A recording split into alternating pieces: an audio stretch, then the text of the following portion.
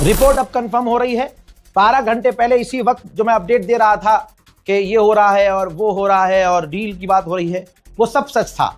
और मैंने एक अपडेट में आपको बताया था कि मुज्तबा खामनाई से ऊपर कोई नहीं है, फाइनल डिसीजन उनका होगा कि क्या करना है। मुज्तबा खामनाई राजी हो गए हैं। जी हां, ईरान के विदेश मंत्री ने खुद कंफर्म किया है और अमेरिका के ऑफिशियल्स को जानकारी दी है कि मुज्तबा खामनाई से, हमारे सुप्रीम लीडर से हमें परमिशन मिल गई है कि अगर अमेरिका बात करना चाहता है तो ठीक है, उससे बात की जाए कि वो क्या चाहता है। देखते हैं आगे जो भी रिजल्ट होगा बातचीत के बाद देखा जाएगा। तो यानी ईरान ने मान लिया है कि परमिशन सुप्रीम लीडर ने दे दी है, क्योंकि सामने से ऐलान किया गया 5 दिन के बातचीत का और 5 दिन तक ईरान की गैस फील्ड, ऑयल फील्ड पर हमला ना करने का। दुश्मन ने सामने से प्रपोजल दिया है तो ईरान के सुप्रीम लीडर ने इजाजत दे दी है कि बातचीत की जाए। हालांकि दूसरी तरफ यह भी बात कही जा रही है कि अगर अमेरिका, इजराइल ईरान पर हमला जारी रखते हैं तो फिर बातचीत नहीं की जाएगी। बहुत सीधी सीधी बात IRGC कर रही है। ऐसे में अब जब बातचीत होने की संभावनाएं बढ़ रही हैं तो छुछुंदर ज्यादा उछल रहे हैं। जैसे गल्फ देश, खासकर सऊदी अरब, वो कह रहा है कि अगर हमारे ऊपर हमला किया ईरान ने तो हम अमेरिका के साथ, यानी और भी देश हैं, गल्फ के तमाम देश अमेरिका के साथ मिलकर ईरान पर हमला करेंगे। यही रह गया है, ये भी ट्राई करके देख लो, ये भी भरम निकाल देंगे। उधर UAE ने खुद कंफर्म किया है कि ईरान की दर्जनों मिसाइलों और ड्रोन्स को हमने इंटरसेप्ट किया है। इजराइल के अंदर के हालात कैसे हैं, सिविलियंस के हालात कैसे हैं, ये काफी चिंताजनक है। रिपोर्ट ये बता रही है, जो खुद इजराइल की ही मीडिया ने छापी है, कि 2022-23 से और अक्सर इजराइल के लोग इजराइल के हरकतों की वजह से, गवर्नमेंट के ऑफिशियल्स की हरकतों की वजह से हमले फेस करते हैं, डिप्रेशन में रहते हैं। इजराइल के लोग खुश नहीं रहते, हमेशा परेशान रहते हैं, जिसकी वजह से वहां ज्यादातर लोग नशेड़ी बन चुके हैं, नशा करते हैं। CNN के तो मानते होंगे, जानते होंगे ना भाई, अमेरिका का टॉप का न्यूज चैनल है भाई। उसका टाइटल आपने पढ़ा? CNN कह रहा है कि अमेरिका के, यानी डोनाल्ड ट्रंप के हाथ से ये जंग पूरी तरह से निकल चुकी है। ईरान जिस तरह से पीट रहा है इजराइल को, अब तो हद हो गई।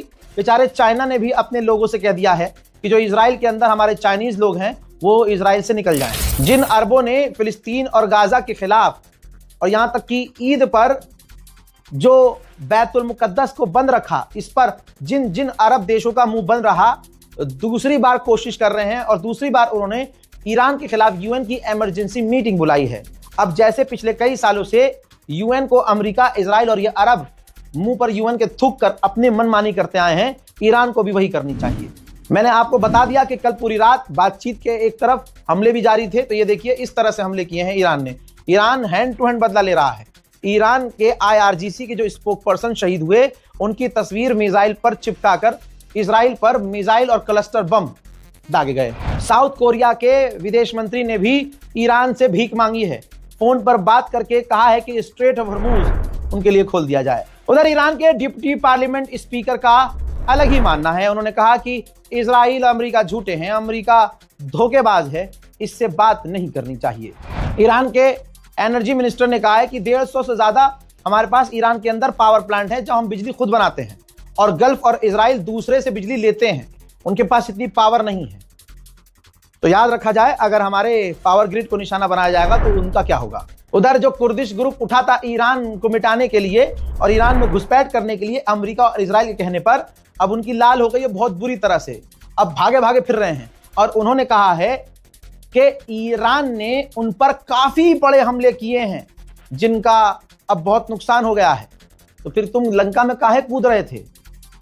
हजरात, अमेज़न को कौन नहीं जानता, दुनिया की सबसे बड़ी कंपनियों में अमेज़न आता है। उसने कहा है कि बहरीन में हमारा जो स्टोरेज था, डेटा स्टोरेज, वो डिस्टर्ब हुआ है। यानी अमेज़न की भी जो स्टोरेज है उस पर भी ईरान के ड्रोन वोन का असर हुआ है। जब डोनाल्ड ट्रंप ने कल ट्वीट किया कि हमारी बात चल रही है और बहुत बढ़िया बातचीत हुई है, हमने जो है मना कर दिया है, मैंने मना कर दिया है कि ईरान की एनर्जी सेक्टर पर हमले ना करना, तो तेल के दाम टक से नीचे आ गए थे। लेकिन जो पूरी रात ईरान ने हमले किए हैं और ईरान पर भी हमले हुए हैं, उसका रिजल्ट यह है कि एक बार फिर से ग्राफ ऊपर जा रहा है, तेल और ईंधन के दाम बढ़ रहे हैं। हजरात, $3 बिलियन के रडार सिर्फ ईरान खराब कर चुका है। यहां तक कि 12 मिडिल ईस्ट में 12 अमेरिका के रडार हैं जिनको ईरान तबाह कर चुका है। ये दुश्मन देश और अमेरिका के साथियों के अखबारों में छप रही है। ईरान के तो आंकड़े और खतरनाक हैं। ईरान का कहना यह है कि पूरे मिडिल ईस्ट में हमने अमेरिका के रडार और डिफेंस सिस्टम को तबाह कर दिया है। आप लोग भूल गए होंगे, मुझे याद है, आरोन बुशनल नाम का एक अमेरिकी फौजी जिसने बगावत की थी और उसका वीडियो भी खूब वायरल हुआ था। ये अभी 5 साल पुरानी बात नहीं है, 2 साल के अंदर की बात है।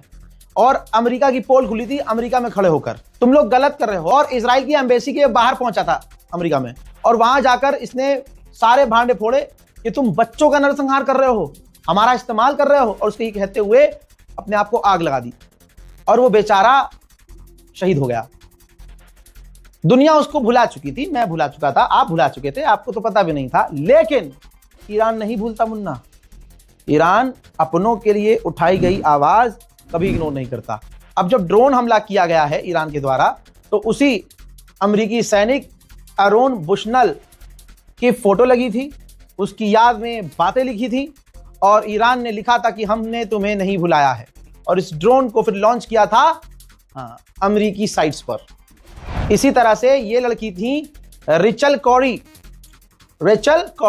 ये अमेरिकी थी, एक्टिविस्ट थी इजराइल के अंदर। ये क्या कर रही थी, जब इसने देखा लड़की ने कि जुल्म और सितम खुले में हो रहा है, भाई हैवानियत, हैवान भी शर्मा जाए, ऐसा जुल्म इजराइल कर रहा है, तो इसने एक परिवार को बचाने के लिए इसने बिल्डोजर के आगे खुद को खड़ा कर दिया और रोक दिया। बिल्डोजर रोकने की कोशिश करी जो फिलिस्तीनियों के मकानों को तोड़ रहा था।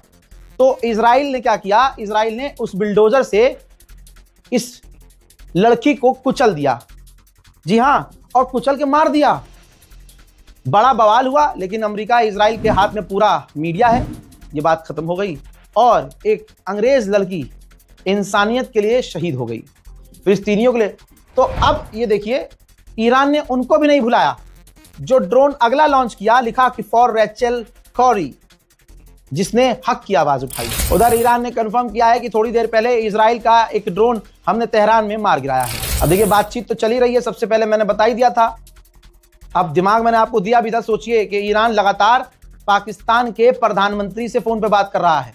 अभी फिर से थोड़ी देर पहले 12 घंटे के अंदर कम से कम 5वीं मर्तबा पाकिस्तान से, यानी पाकिस्तान के प्रधानमंत्री शहबाज शरीफ से ईरान के राष्ट्रपति पेजेश्कियान ने बात की है। इसके बाद ईरान के विदेश मंत्री ने इजिप्ट के विदेश मंत्री से फोन पर बात की है। अमेरिका ने ईरान को मैसेज दिया है कि हम फिलहाल आपके प्रपोजल को रिव्यू कर रहे हैं, यानी ये बात क्लियर हो गई है कि ईरान ने अपना प्रपोजल अमेरिका को सौंपा है। ईरान अपने खिलाफ जो कुर्दिश लड़ाके हैं उनको नहीं छोड़ रहा, क्योंकि भाई प्रॉक्सी जो है अमेरिका इजराइल की, वो ज्यादा उछल रही हैं। तो कुर्द पर जो हमला किया है ईरान ने, देखिए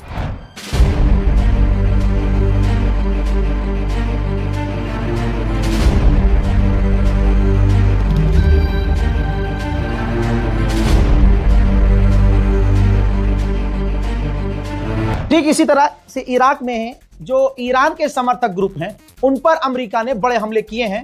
मंजर देख लीजिए। والله بإجادة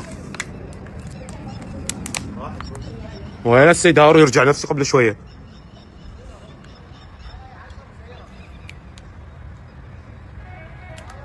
أردن السلامة. هات راحت من هنا.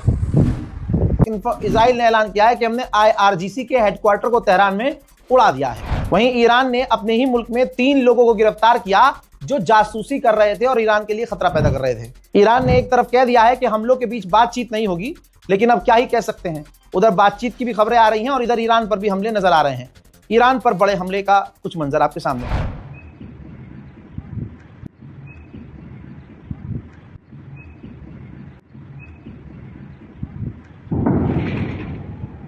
मैं एक और बड़ा सबूत ईरान तक पहुंचाना चाहता हूं। कुवैत की सरजमीन से ईरान के ऊपर अमेरिका हिमरास मिसाइल दाग रहा है। सबूत है, तमाम लोग इस बात को देख लें। और अब ईरान कुवैत की जमीन पर हमला करे तो कोई सुअर का बच्चा ये न कहे कि कुवैत और अरब पर जुल्म कर रहा है ईरान। अमेरिका की मिसाइल लॉन्च हो रही है कुवैत की सरजमीन से।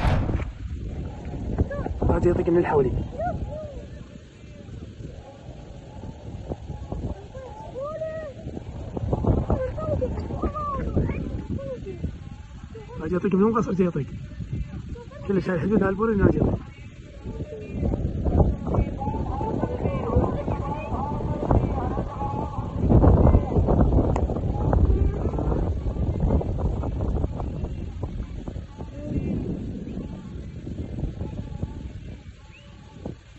हजरात मोहतरम, इस रिपोर्ट को शेयर कीजिएगा, चैनल को सब्सक्राइब कीजिए और इंतजार कीजिए हमारे अगले अपडेट का। वस्सलाम।